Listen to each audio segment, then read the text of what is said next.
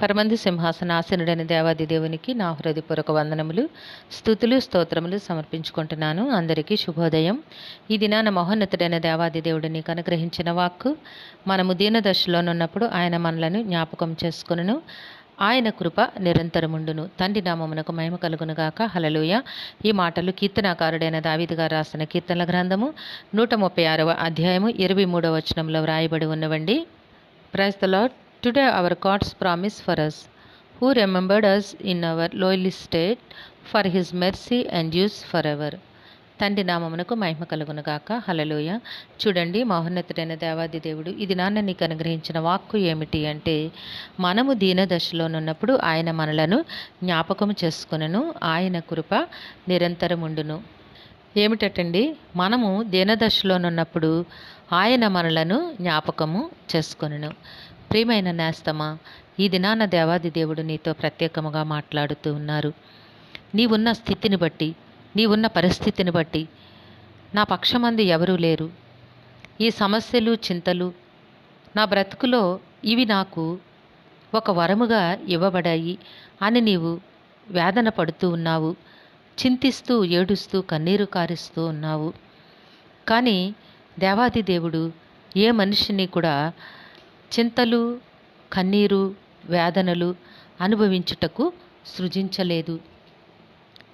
ప్రతి మానవుడు కూడా దేవాది దేవునిని ఆరాధిస్తూ, ఘనపరుస్తూ ఎల్లప్పుడూ సంతోషముగా ఉండాలి అనేది దేవుని సంకల్పమై ఉంది. నీ పట్ల కూడా దేవుని సంకల్పము అదే, దేవుని చిత్తము అదే. కానీ మన స్వయంకృతాపరాధము వల్ల మనము ఇబ్బందులలో పడిపోతూ ఉన్నాము. మనకు అనేకమైన శోధనలు వస్తూ ఉన్నాయి.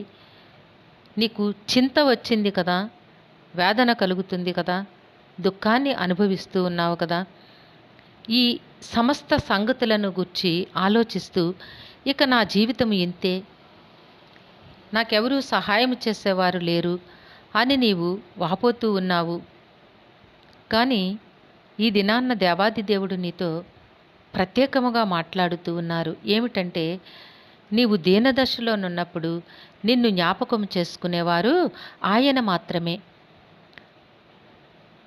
సాధారణంగా స్థితిగతులు అన్నీ బాగుండినప్పుడు అందరూ మనుషులు కూడా చాలా ఆనందంగా పలకరిస్తూ ఉంటారు. స్థితిగతులు మారిపోయినప్పుడు, పరిస్థితులు బాగుగా లేనప్పుడు, ఆర్థికపరమైన ఇబ్బందులు వచ్చినప్పుడు, అనారోగ్యాలు వేధిస్తూ ఉన్నప్పుడు చాలామంది మనుషులు దూరమైపోతూ ఉంటారు. ఎందుకు దూరం అయిపోతూ ఉంటారు అంటే, వారికి ఉన్న పరిస్థితులు ఏవో వారికి ఉంటాయి. కానీ ఏ మనుషులను నిందించటం మనకి అక్కరలేని పని. అయితే నీవు ఏ స్థితిలో ఉండినా, నీవు దీనాతి దీనమైన స్థితిలో ఉన్నావు, నిన్ను జ్ఞాపకం చేసుకునేవాడను నేనే అని దేవాది దేవుడి దినాన్న నీకు తన వాగ్దానాన్ని జ్ఞాపకం చేస్తూ ఉన్నారు. ఆయన తన వాక్కును నీకు ప్రచురపరుస్తూ ఉన్నారు. నీవు దీనదశలోనున్నప్పుడు నిన్ను జ్ఞాపకం చేసుకునేవారు ఆయనే.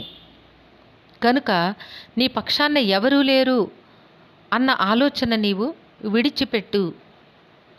నీలో ఉన్న చింతలు నీవు విడిచిపెట్టు. నీ పక్షాన ఒకరున్నారు, ఆయనే నిన్ను సృజించిన దేవాది దేవుడు.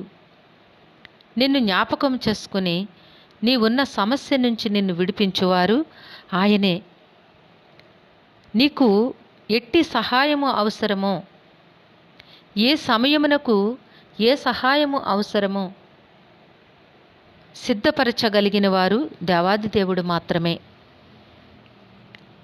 దేవుడు నీతో ఆయన తన వాక్కును సూటిగా మాట్లాడుతూ ఉన్నారు.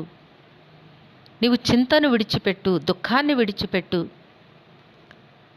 నీవు ఉన్న దీనస్థితిలో నుంచి నిన్ను పైకి లేవదీయగలిగిన వారు దేవాది దేవుడై ఉన్నారు. గనుక ఆయనే నీకు సమస్తమును కలుగ చేయగలరు. నీ సమస్త సమస్యల నుంచి నీకు విడుదలనిచ్చువారు ఆయనే. గనుక ఈ దినాన నీవు నీ పక్షాన దేవాది దేవుడు నిలువబడి ఉన్నారు అన్న సంగతిని జ్ఞాపకం చేసుకో. నీవున్న స్థితిలో నుంచి నిన్ను విడిపించి నీకు అనేకమైన మేళ్లను కలుగు చేయగలిగిన వారు దేవాది దేవుడే. ఆ మహోన్నతుడే నీకు వాగ్దానము చేస్తూ ఉన్నారు.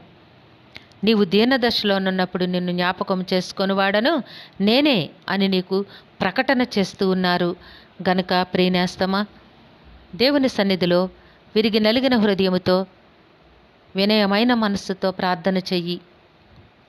నీకున్న పరిస్థితులను, నీకున్న స్థితిగతులను అన్నిటినీ కూడా దేవాది దేవుడు మార్చగలరు.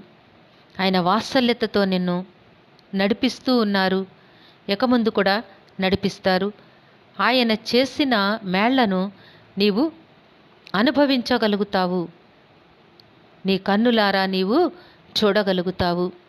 దేవుడు చేసే మేళ్ళు మన కంటికి కనిపించవు, చెవికి వినిపించవు, హృదయమునకు అగోచరము. కానీ ఆ మేలులు నీవు తప్పక అనుభవిస్తావు.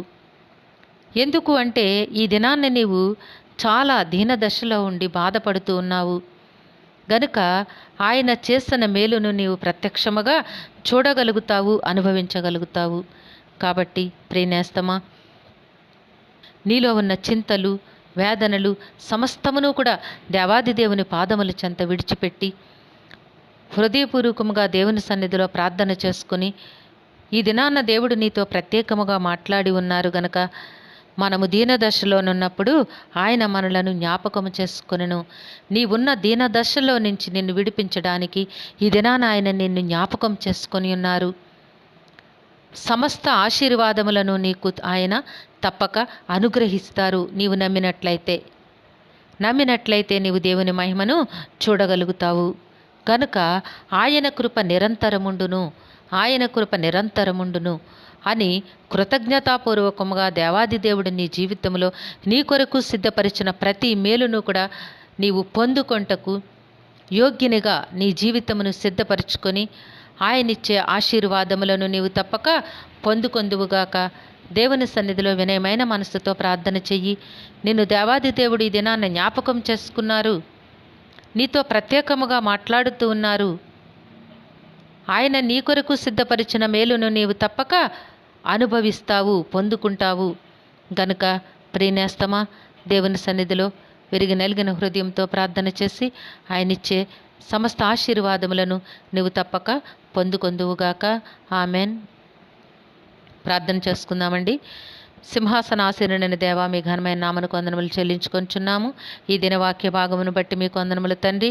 నాయనా, నీ బిడ్డతో మీరు ప్రత్యేకముగా మాట్లాడారు, అందును బట్టి లెక్కలేని వందనములు, స్తుతులు, స్తోత్రములు. రక్షక నాయనా, నీ బిడ్డ బాధపడుతున్న సమస్య నుంచి విడుదల పొంది మీరిచ్చే ఆశీర్వాదములను పొందుకొని వారి కుటుంబం అంతయు కూడా ఎంతో సమాధానముతో జీవించులాగున నాయన మీరే అద్భుత కార్యములను, ఆశ్చర్య కార్యములను జరిగించి నాయన మీరు సిద్ధపరిచిన మేలులతో వారి హృదయాలను తృప్తిపరిచి తప్పక జీవింపచేస్తారని నాయన నమ్ముచున్నాము.